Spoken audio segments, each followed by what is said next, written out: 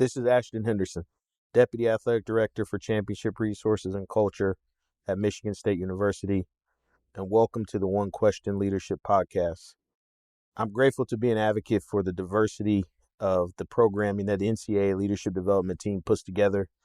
They helped me immensely in a variety of different ways, particularly as a proud graduate of the Dr. Charles Whitcomb Leadership Institute. This program is a 2-year immersive and expansive, introspective way to really find and help leaders like myself shape the experiences of what we want to see for tomorrow and the leaders of intercollegiate athletics and the future of how we see ourselves. I'm grateful for that experience because it truly helped me understand and define who I am as a leader and helped me shape and build what I go by and what I live by each and every day, which is the 3C model of culture, communication, and connectivity. Without that program, those three things don't exist, so that I continue to uplift, shape, and make this universe as well as its ecosystem effective because of the work that they do. Enjoy the episode.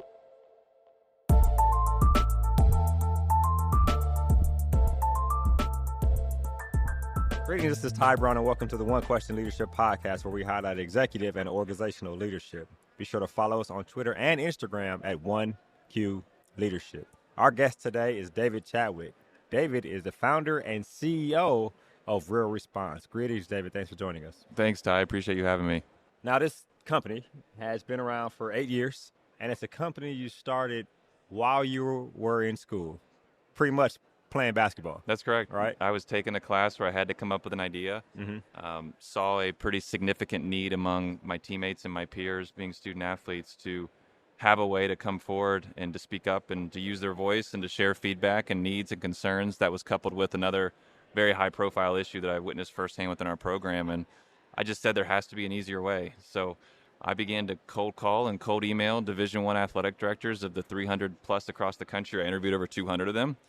And I asked, how do you all currently get feedback from your kids? And I heard a lot of consistent answers, either the informal way of, I have an open door policy, or I get to know my kids, or I watch practice, or I travel. And then I heard, well, formally we do exit interviews and we do surveys. But even then there was some folks that said we do it anonymously. Other folks said it was not anonymously. We do it end of season, end of career.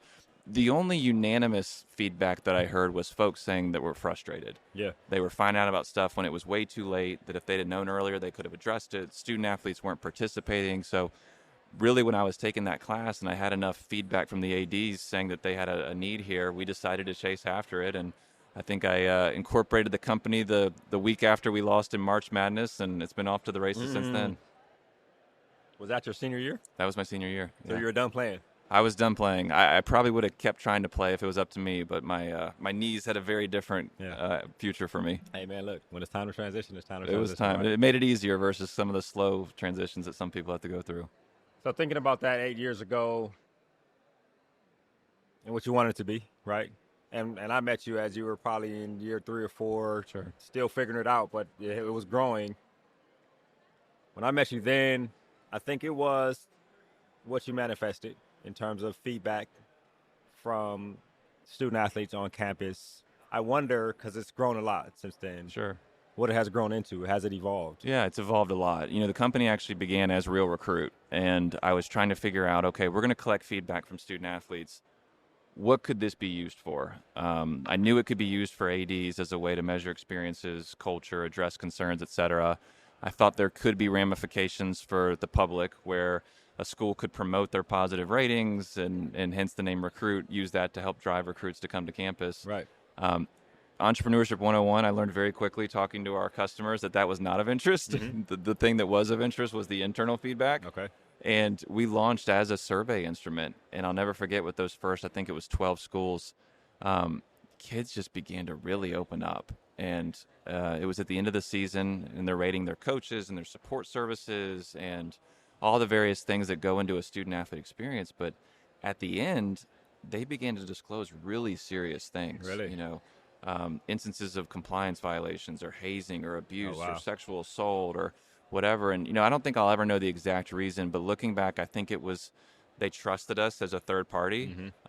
We were really user-friendly, and frankly, they aligned with our mission, right? Like, built by athletes for athletes. We're trying to give you a voice, and we took the results to the athletic directors that we were working with, and their jaws basically hit the ground of things they had no idea was previously going on, things that in some examples had happened weeks, months, or occasionally even years earlier. Wow. And the immediate reaction was, we need more. Like, we need now a way to respond and to have feedback come through at any time versus just in the season. And now we need a way to document how we're handling these issues. And so we listened really well to our customers, iterated and continue to iterate now, but in those early years over and over to hone in on what they needed. And honestly, for the first 5 years, we grew just in college athletics to 100 plus schools across the country, which was amazing.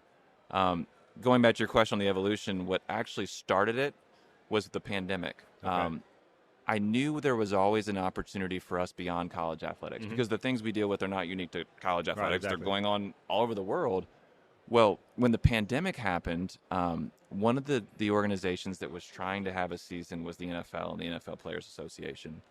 And we got connected with them, and they said, look, we're trying to identify a way for our players to be able to bring forward COVID concerns this year, COVID violations, COVID questions, because in that time, if someone violated the COVID policies, not wearing a mask, sneaking out of a hotel in a away game or whatever, right? It had massive revenue implications because they canceled the game that weekend. So they wanted a way for people to help hold each other accountable. Yeah. The media called it a snitch line. Like, this is another way to think about hilarious. So we built that for the NFLPA as a way for people to be able to come through and report those concerns. And the following year, they expanded use beyond COVID, and they put a big press release out to any health and safety concern that a player might have, harassment, mental health, issues with their athletic training, mini camp, whatever, right? Like anything that you want to report to us that's important for us to hear, this is a way to confidentially do it. And honestly, Ty, that was just the launch pad into pretty rapid growth beyond college athletics. We began to see national governing bodies bring on our system, mainly for their safe sport reporting. Huge organizations like USA Track and Field and USA Swimming. We began to make inroads with the pro leagues as well. So Major League Baseball brought on our system as a new way for people to report misconduct in that space, cheating, doping, etc. The pro clubs, we now have a dozen NFL teams and several others that are using our system. That was a unique implementation that was more HR focused, so giving employees, so student athletes and employees in very different domains, but a similar use. And just more and more groups, right? Anti-doping through relationship with the United States Anti-Doping Agency. I tell folks, each organization has their own unique needs, right? You have PEDs and cheating in one space. Yeah. You have NASCAR is one of the things they're worried about is impermissible race car parts, right? Very unique to them. Yeah. But the consistent need is people aren't coming forward for whatever reason, right? And this creates that conduit and makes it easy for people to be able to report and ultimately positioning those leaders to be responsive in a timely way. Yeah, I have a few questions that have come into my mind. I'll try to remember all of them. Sure. Right? I'll start with the first one, going back to what you started as, right? End of season, getting feedback from student athletes. You realize that there's a whole bunch of things going on that they haven't had a venue to tell that these things are going on. And I imagine then you guys could see the responses, right? And I think after a while, you probably realize, this is not information that we probably need to be looking at. Yeah. So tell me how you evolve that into the confidentiality so that RealResponse. Yeah. We do not see our customers' data anymore. Right. Folks sometimes are confused and they say, well, do you see it? And then you bring it to the customer. Right. That's not the case. Right. We are truly the conduit. But what we want to do is position our customers and our partners in a way to be notified quickly, right? Something came through, but then the more important piece is to follow up. One of the biggest mistakes that people make is they collect feedback. Let's speak specifically to college athletics because we're here, from their student athletes. And they do it outside of a system like ours, right? It's a pen and paper survey. It's a SurveyMonkey, a Qualtrics, whatever. And you get the information, perhaps, hopefully you get good participation. But what you're also now doing is creating a record that you know about an issue. And what's happening now is when there are lawsuits or whatever, they're trying to timeline when you found out about an issue, what you did once you found out about it. And people don't realize, like, surveys and exit interviews are part of that discovery, right? Like, you knew in 2019 that Ty was unhappy or made a report about a coach because an incident happened. And now this coach just kept doing it. And it becomes a he said, she said, right? So you have the record that you knew about it, but when it's anonymous, you can't follow up. You don't know who said it. You can't have a record of what you did. And it's a it's a very damaging record to have in those types of examples. Where versus what we encourage, to your point, right? It comes in, now I can respond back. I can loop in the appropriate people. If it's a Title IX issue, I'm pulling them in. If it's a compliance issue, I'm pulling that group in. And the goal is, and what we've seen a lot with our partners, is to have a really good record of, yes, this was brought to our attention, but here's everything that we did thereafter to address this in a timely way. Yeah. How did you guys, and I imagine this is where, what helped you grow, right? This is kind of the formula within, right? The Coca-Cola in the safe, right? Powder. There's an aspect of anonymity, but you need to know who's talking about this because we need to act on it, right? Sure. So how do you bridge that gap with the student athlete or with somebody who's reporting something? Right? Yeah. One of the number one questions we get is this really anonymous? And then the second question is, well, would there ever be an edge case, right? If someone came through and it was a harm to themselves or somebody else or a threat, and the stance we've had to take that generally general counsels, again, speaking to college athletics, have appreciated is we can't ever disclose that, because once you do one, you set a precedence for every other one, and it's, well, why'd you do this one and not that one, et cetera. So we take the hard stance of, look, that information's never made available to the entity, and then even then, our system encrypts it and removes that information and just serves as that conduit so it can come through to the entity, and then they can respond back, all the while having no idea who shared the information with them.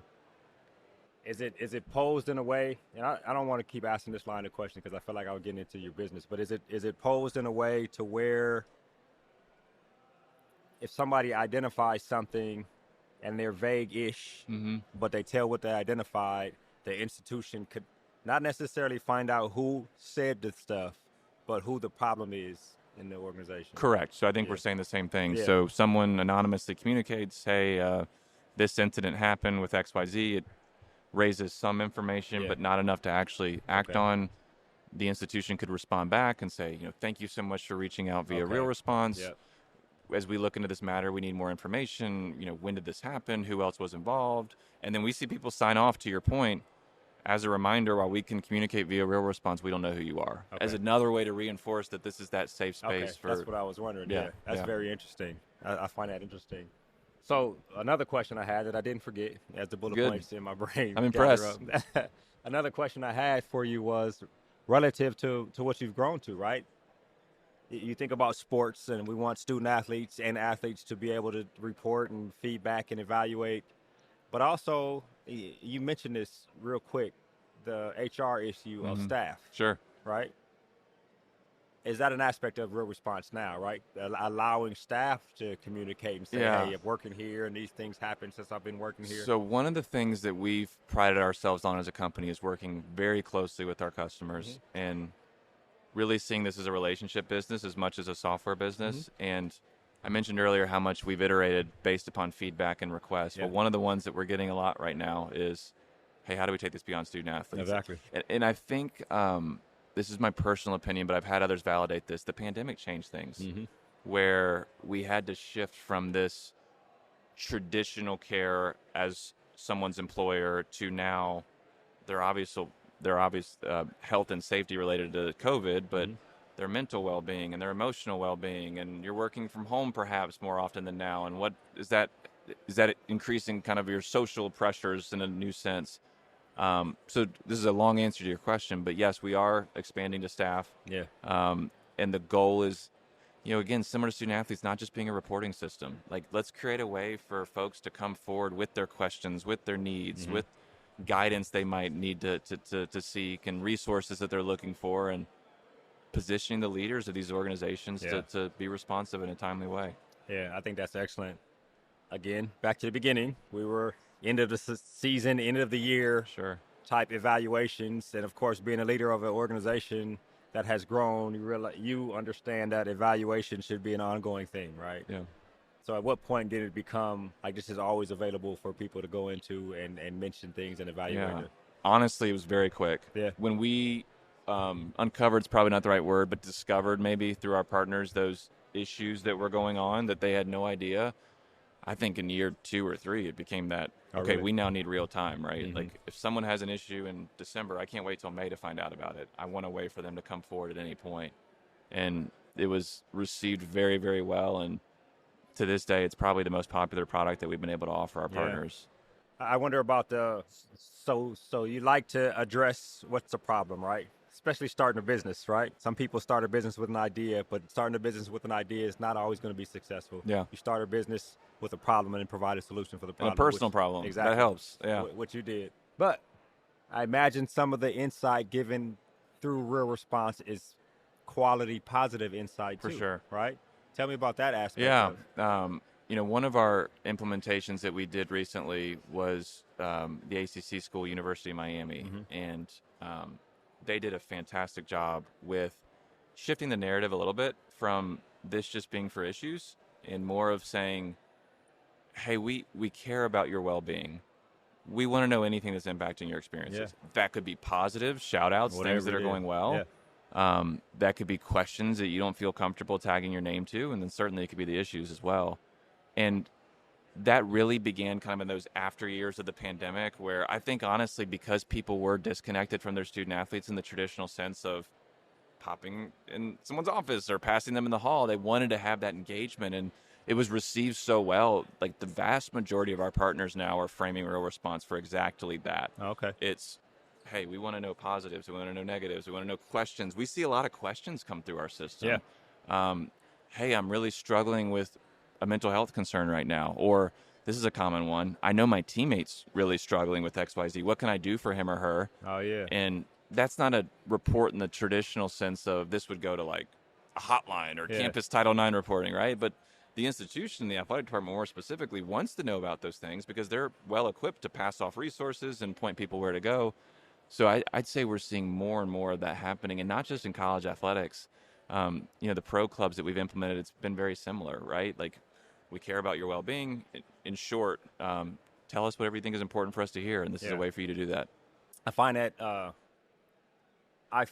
that when people are asking questions within it, when you told me that, my brain was like, this is excellent because it's not just reactive, right? Yeah. The real time, we are not just being evaluated. Now we are providing information that people, student athletes, whoever, want to know how they can help or what they can do for a situation that may be happening right here. And 100%. It's anonymous, so it's like, here's all the resources you need to answer this question. And the extreme that we heard about from one of our close partners was a mental health crisis that could have been on the lines of self-harm. And the quote they gave to our team was, we think we saved a life through RealResponse. Yeah. We found out about someone that was isolated in their dorm, wasn't coming out, using threatful or potential harming words and communication. And when you find out about those early indicators and you're able to address it, you never know, right? But those types of tragedies can be prevented from bubbling up. Yeah. You guys have announced over the last year and a half or something a number of different partnerships, which I think help bolster the brand and bolster the confidence in the brand. Tell me about a couple of those and why they were important for you to. Yeah, I think the most significant one of the last few months that's very timely was U.S. Integrity. Already an established player in the space related to monitoring betting lines and fraudulent activity, and working with a number of the leagues and conferences and schools. They were already getting submissions from others in the public regarding a number of different things, most notably either betting activity, but more specifically threats that student athletes had received online as the result of an outcome of a game. And Matt Holt and I got connected, their CEO, and we just said, gosh, there's synergy here. Like, you guys shouldn't just have a contact us on your website. Like, there should be a more formal way for people to come forward confidentially, alert you all if there is betting activity that's illegal, come to your team if they're receiving threats through social media regarding the outcome of a game. And now we've set up a reporting line through them. So they have a new tip line that is being pushed out to all of our partners and really to the more general public within college athletics, where now folks can do exactly that. They can share tips with them related to those types of instances that are going on. Obviously, there's been some very timely and high-profile examples, teammates betting on games or whatever's going on. But we're also really excited about being that safe space where if someone is receiving threats, they can notify U.S. Integrity. Integrity then can investigate it, pull in the local authorities, maybe the FBI if it's an extreme, and the goal is to help curb that bad behavior as much as possible. Is that something when you talk about the partnership and I guess lack of a better word, hotline? Is it I can just call this number, or I can report or say something about somebody I know on the team that's doing something I think that jeopardizes, and then the institution receives that information and can take it wherever they take it. So U.S. Integrity receives it. Okay, they have through our platform a new text line. They have a new email line that's completely anonymous that we power for them, and exactly that. Like, people could use it to send them tips to information. People could use to share threats that have happened. One of the really cool things that I've loved that they've done too, that they're really continuing to educate the masses on, is being almost a clearinghouse where maybe a student athlete doesn't have a tip per se or a report, but they have a question, right? Like, hey, I know this happened. I've been witnessing this. Is this illegal? Like, should I be bringing this to your attention? And they and their team, as the experts that are in this space, can answer the question, provide guidance on what should be done, and really help get it to the appropriate people as quickly as possible. And through our relationship now with 100 plus schools, what U.S. Integrity is going to do is, if something comes through regarding one of our partner institutions, we're going to notify them in a very timely way so they can get connected with Integrity and be a part of the follow-up and what's being done to investigate. Is there an aspect? I'll ask a couple questions here, and then we'll wrap. Is there an aspect of someone at the institution, whether it be U.S. Integrity and gambling or any other type of something that may be alarming, always monitoring input, or is there some type of automatic monitoring for certain words and certain phrases? Tell me how that. At this point, it's not monitoring specific words or anything like that. We do have auto replies go out so people understand normal things, right? Like business hours, this isn't a crisis line, et cetera. But it's really up to their team of investigators to sift through what comes through, loop in the appropriate people. And, I'm excited where they're really going to be the first group that's gathering data at a national level around how prevalent are these concerns. Like, everyone talks about student athletes being abused on social media, but like, how often is that happening? And then they can present that data to the regulators and the state gaming associations, and perhaps at some point, like, begin to make tangible adjustments to that, where if someone does that, like, there's criminal activity, or maybe they're being banned from betting in the future. Like, there's a lot of consequences that I personally think can and should happen if someone's doing that. But even on a broader scale, with some of the issues, right, assault or something like that, not necessarily gambling, are the institutions always monitoring what's coming from RealResponse? Got it. Like, how are they staying abreast, and will they know that when something comes in that might be a problem? What we try as much as possible in the front end is to make sure the student athletes are aware of what to expect, right? This isn't a crisis line. Don't use this during the middle of the night. Like, these are the normal business hours, et cetera. But then also putting all the resources. This is where you go for a mental health need. This is where you go for a Title IX. Everything's in there so they know. And then when it does come through in those normal times, being able to position the administrator to do exactly what we talked about earlier. Respond back, get the information they need, put in the next steps. Just create a really robust digital repository of, this is what came through, but here's everything that we did thereafter to address it. But you can never have an expectation that this is monitored all times. Yeah, that's what I was. Why I said some type of machine learning or something that looks for certain phrases or words. So I wonder, last couple questions here. The general student body. I know campuses set up hotlines and set up ways. Is that an expansion area for you on campuses? It is, and it's already happening. Okay. Yeah, we've had several institutions expand campus-wide. Okay. Not replacing, per se, their traditional hotlines. I know they need to exist, but really the goal is to create a more user-friendly model where folks can come in and do what we've talked about several times now. Ask questions, seek guidance. Tell us how we're winning. Tell us how we need to improve. Tell us what's happening. So many of these are early indicators that just go unknown, right? It's, hey, I saw this. I wanted to bring it to your attention. The analogy I give is, it's like, this hasn't happened to me personally, but I've heard it where you witness a crime, right? And it's like, I don't want to be on the police report. I don't want to be a witness. Like, I don't want to be involved with it, but I certainly want someone to know about it so that they can look into it. And that happens a lot, right? Like, people know about things and they want whoever to be aware of it, but they don't want to be involved in the intimidating formal report that's just a very cumbersome process. And the goal is just to enhance communications and making it easier for people to come forward. Enhance communications, right? Totally. 100%. I'll ask this last question here. You talked about general student body, that expansion. We talked about staff. It's something you've been thinking about.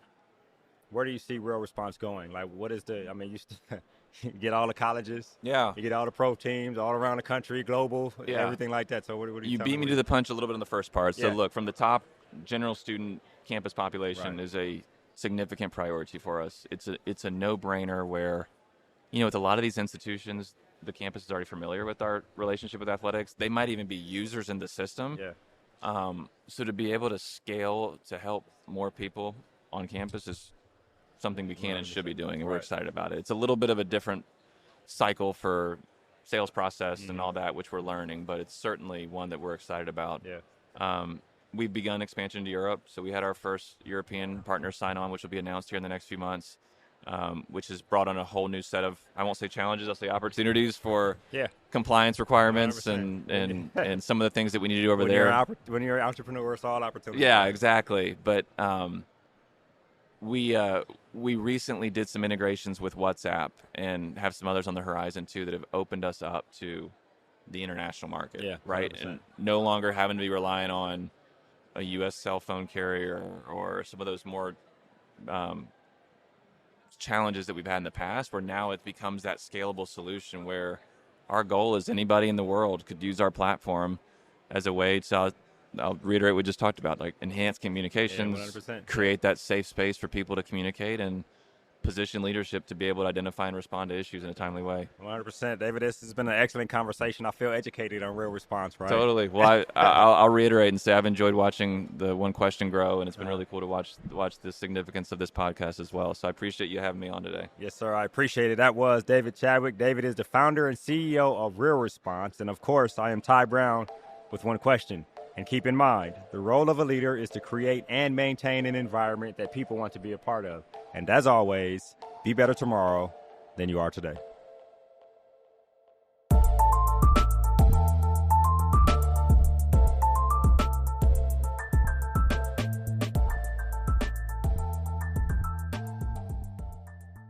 This episode of the One Question Leadership Podcast is produced by Spades Media Group, solving problems using creative leadership.